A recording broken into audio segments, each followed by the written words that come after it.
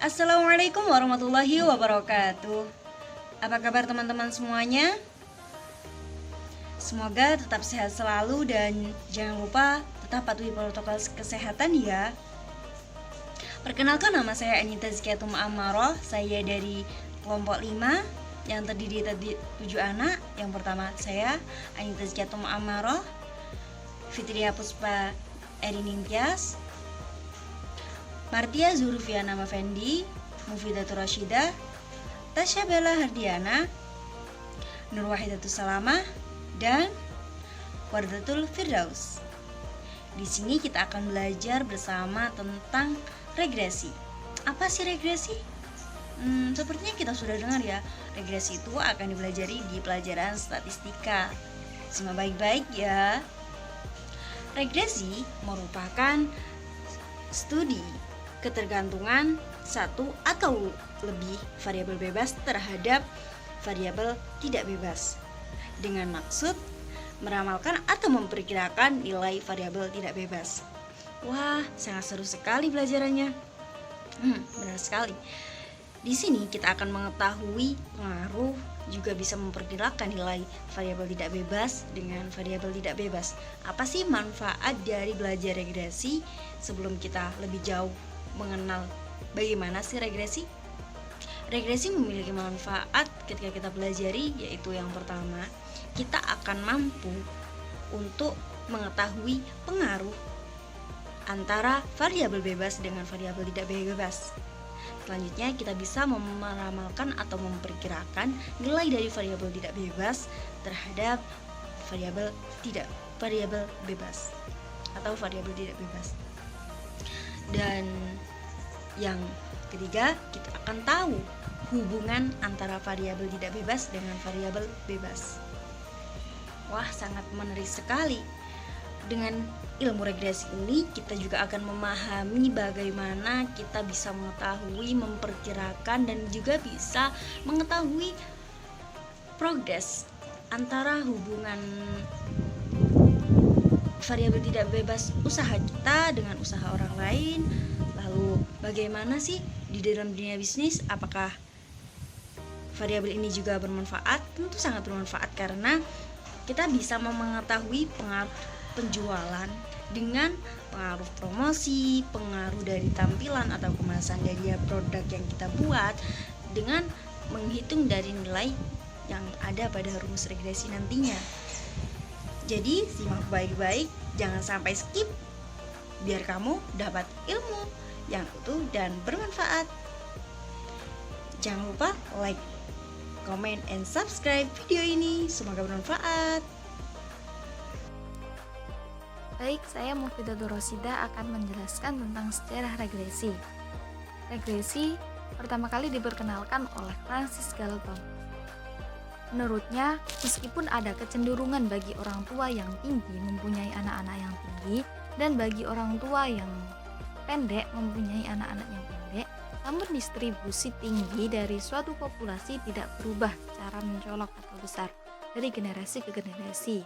Regresi dapat diartikan kemunduran ke arah sedang. Jadi, bisa saja orang tua yang tinggi memiliki anak yang sedang, juga orang tua yang pendek juga bisa memiliki anak yang sedang pula. Setelah itu, perbedaan regresi dan korelasi. Kalau regresi artinya pengaruh. Jadi nanti pada regresi itu ada dua pengaruh, antara pengaruh negatif dan pengaruh positif. Adapun rumus regresi yaitu Y sama dengan A plus BX, di mana A adalah sigma Y min B sigma X dibagi N, dan B sama dengan N sigma XY dikali sigma X dikali sigma Y dibagi N sigma X pangkat 2 min sigma X di pangkat 2. Nah, bagaimana cara untuk merubah pengaruh tersebut? Kalau pengaruh positif itu ditambah, Nah, sedangkan untuk pengaruh negatif itu dikurangi. Seperti contoh untuk pengaruh positif 1,5 ditambah 0,234 X. Nah, nanti hasilnya akan bertambah banyak. Nah, sedangkan untuk 1,5 dikurangi 0,234 X, nanti hasilnya cenderung lebih sedikit. Nah, sedangkan apakah korelasi itu? Korelasi hanyalah sebuah hubungan. Jadi nanti akan ada interpretasi seperti semakin mendekati 0 atau semakin lemah, ada yang sedang dan ada yang semakin kuat karena mendekati 1.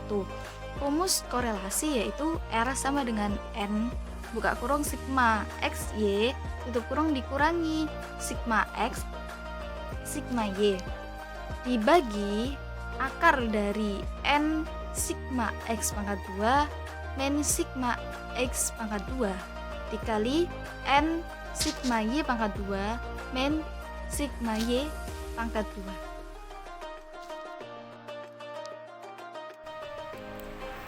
Baik, selanjutnya yaitu pengertian regresi. Analisis regresi merupakan studi ketergantungan satu atau lebih variabel bebas terhadap variabel tidak bebas dengan maksud untuk meramalkan nilai variabel tidak bebas. Contoh penerapan analisis regresi diantaranya yang pertama, analisis regresi antara pendapatan terhadap konsumsi rumah tangga. Yang kedua, analisis regresi antara harga terhadap penjualan barang. Dan yang ketiga, analisis regresi antara tingkat upah terhadap tingkat pengangguran. Selanjutnya, perbedaan mendasar antara korelasi dan regresi. Yang pertama, korelasi. Korelasi hanya menunjukkan sekedar hubungan. Dalam korelasi, variabel tidak ada istilah tergantung dan variabel bebas. Sedangkan regresi menunjukkan hubungan pengaruh. Dalam regresi terdapat istilah tergantung dan variabel bebas. Selanjutnya, istilah dan notasi variabel dalam regresi. Ada dua variabel, yaitu variabel Y dan variabel X. Yang pertama, variabel Y. Artinya, yaitu variabel tergantung, variabel yang dijelaskan, variabel yang diramalkan, variabel yang diregresi, dan variabel tanggapan. Sedangkan variabel X artinya yaitu variabel bebas, variabel yang menjelaskan, variabel peramal, variabel yang meregresi, dan variabel kendali. Baik, di sini adalah persamaan regresi.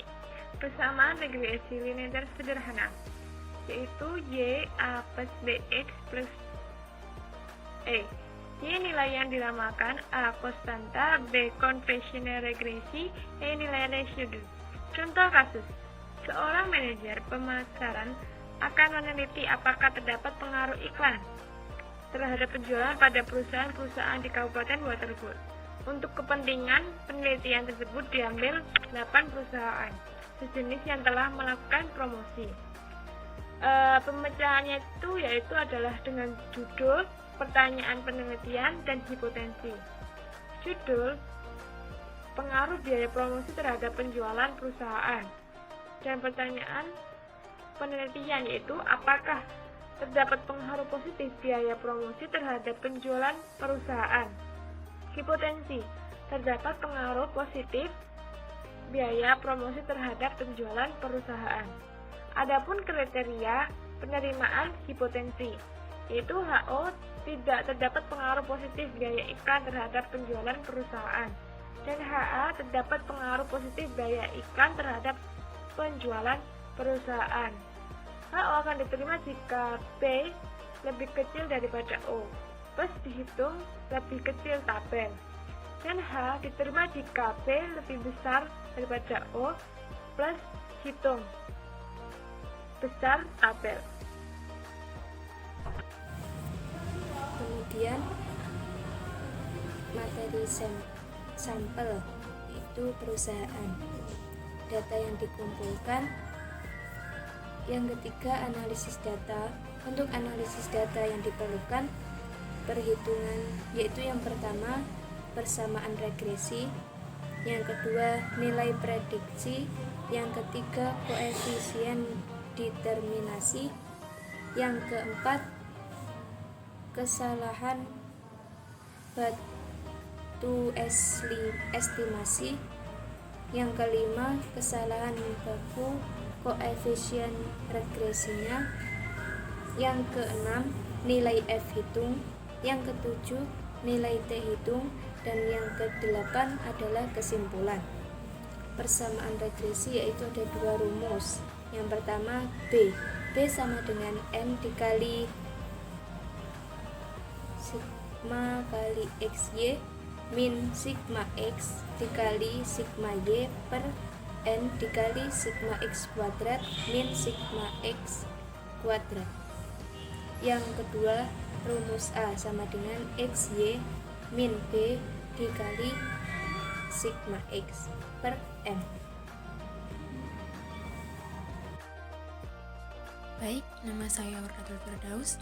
Saya akan menjelaskan pertama tentang koefisien determinasi.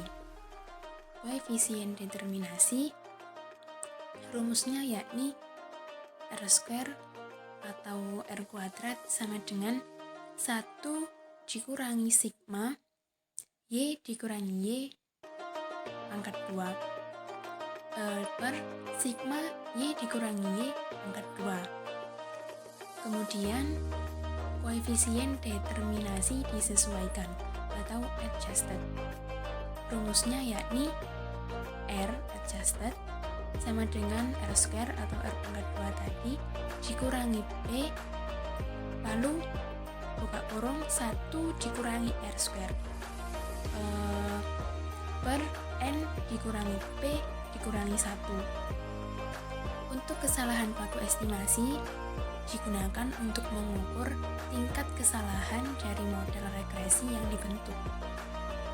Rumusnya yaitu SE sama dengan akar sigma Y dikurangi Y pangkat 2 dikuadratkan dulu. Setelah itu sigma per N dikurangi K.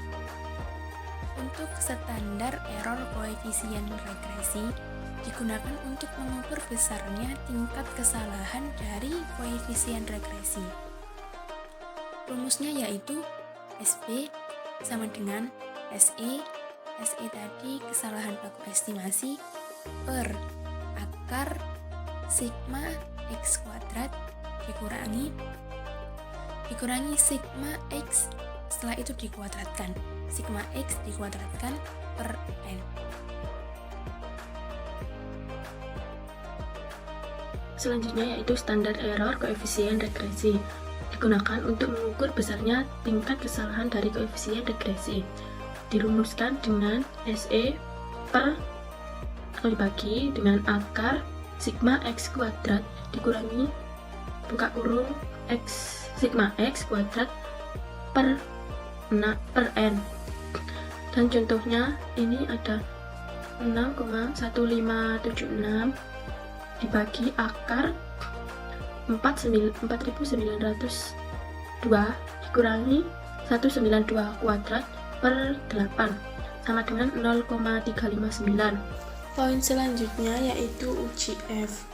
Uji F atau yang disebut uji koefisien regresi secara bersama-sama digunakan untuk mengetahui apakah variabel independen secara bersama-sama berpengaruh secara signifikan terhadap variabel dependen, atau digunakan untuk mengetahui apakah model regresi dapat digunakan untuk memprediksi variabel dependen atau tidak.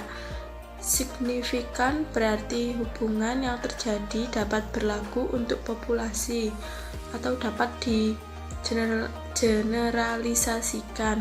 Rumus untuk mencari F hitung adalah sebagai berikut.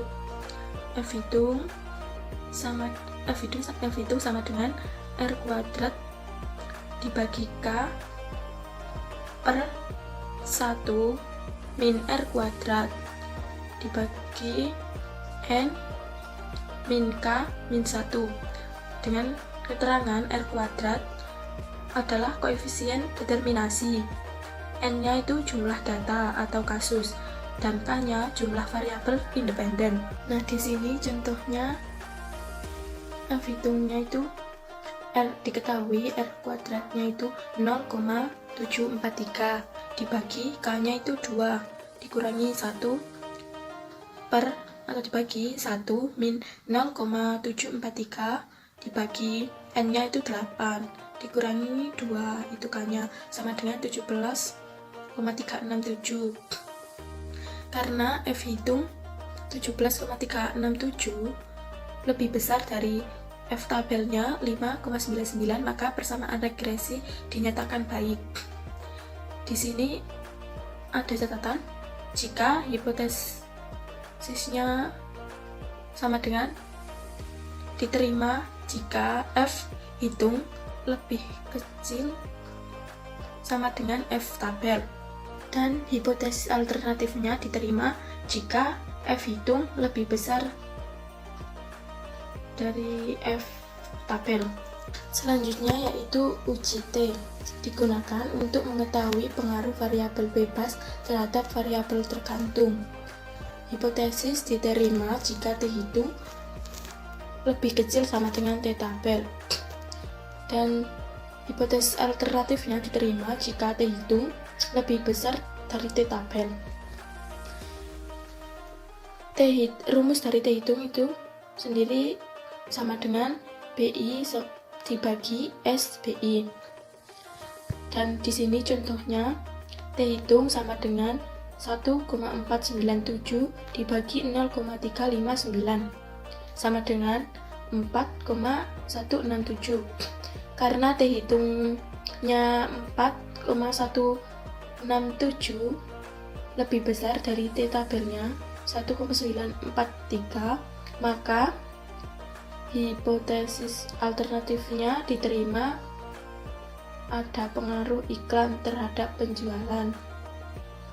Kesimpulannya, terdapat pengaruh positif biaya periklanan terhadap volume penjualan, dan implikasinya sebaiknya perusahaan terus meningkatkan periklanan agar penjualan meningkat.